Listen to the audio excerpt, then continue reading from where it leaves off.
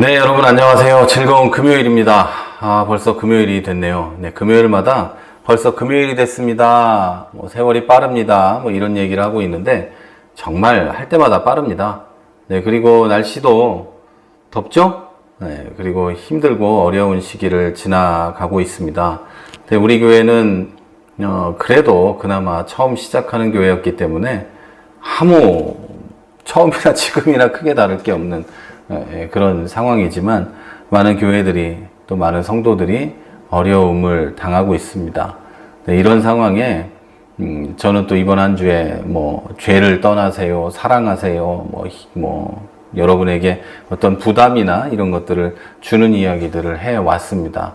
왜냐하면 이런 어려운 때일수록 하나님의 나라가 가까워오면 가까워올수록 우리는 진짜 그리스도인으로 살고 있어야 돼요. 슬기로운 다섯 처녀와 미련한 다섯 처녀의 이야기를 알 겁니다.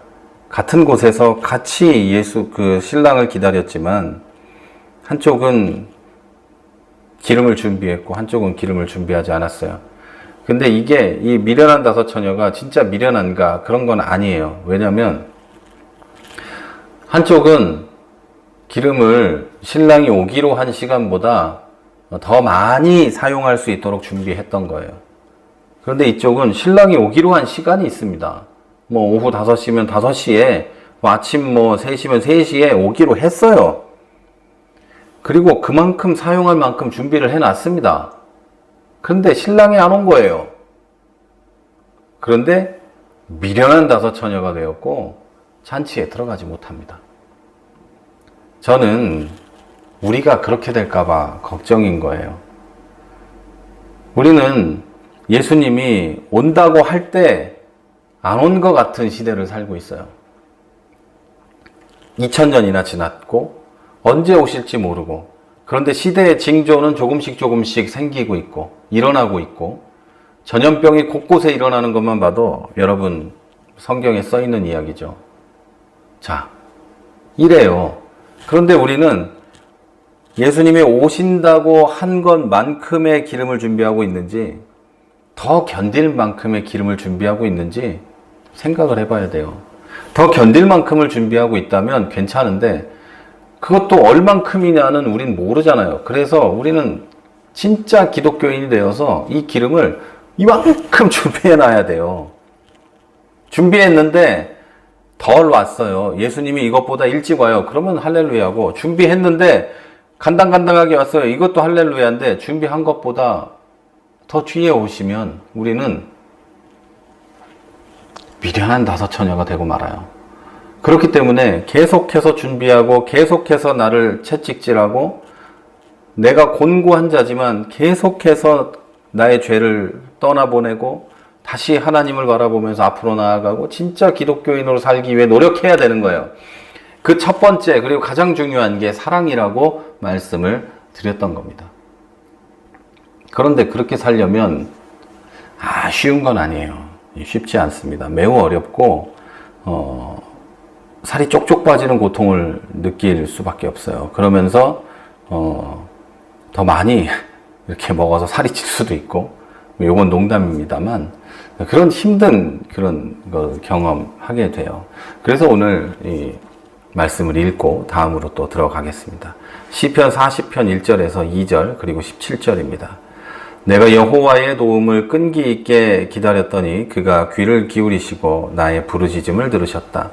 여호와께서 나를 절망의 웅덩이와 진흙탕 속에서 끌어내시고 나를 반석 위에 세우셔서 안전하게 걸어다니도록 하셨다.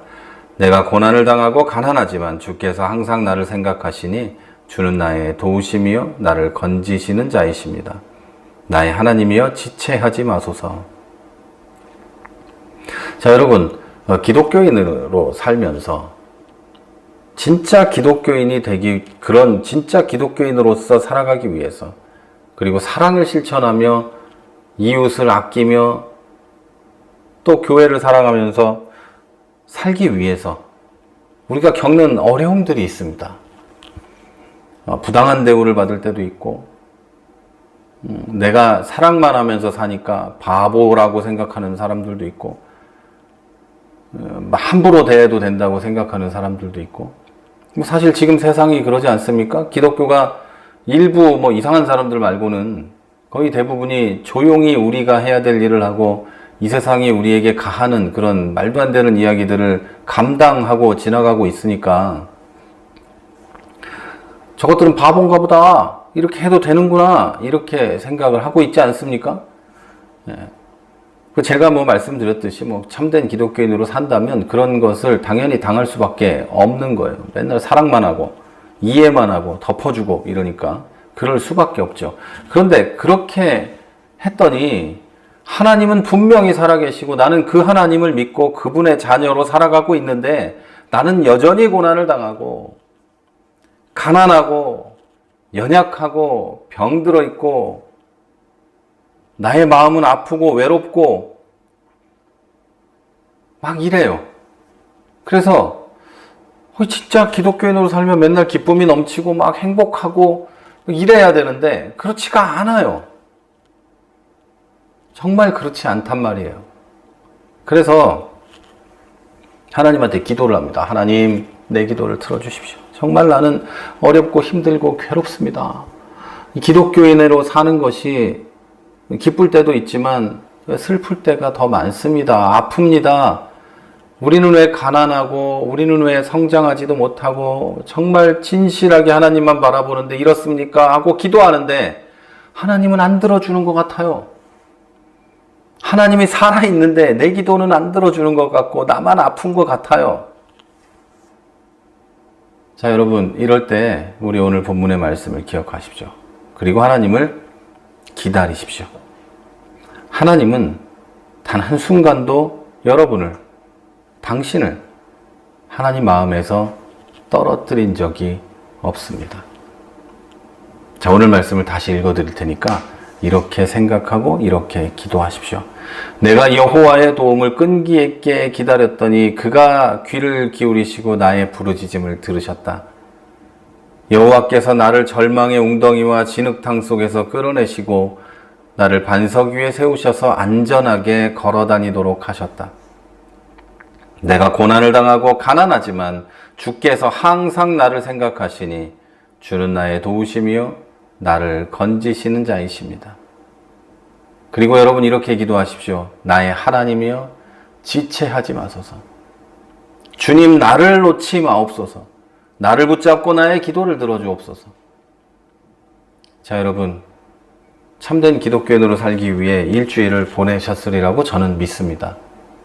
그런데 그랬더니 마음에 기쁨만 넘치면 좋겠지만 약간 힘들고 어렵고 그랬을 것 같습니다.